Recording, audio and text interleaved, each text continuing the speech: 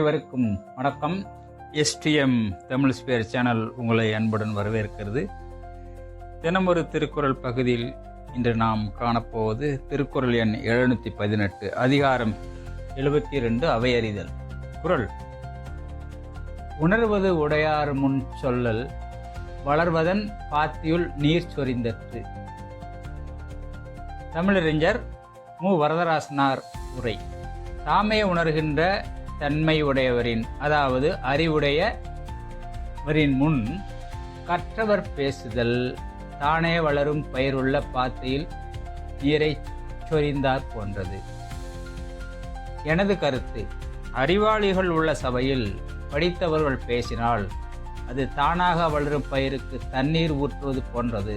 அதனால் அவர்களின் அறிவு மேலும் மேலும் வளரும். மீண்டும் ஒரு முறை இந்த குறளை நினைவுபடுத்தலாம். உணர்வது உடையார் முன் சொல்லல், வளர்வதன் பாத்தியுள் நீர் சொரிந்தற்று.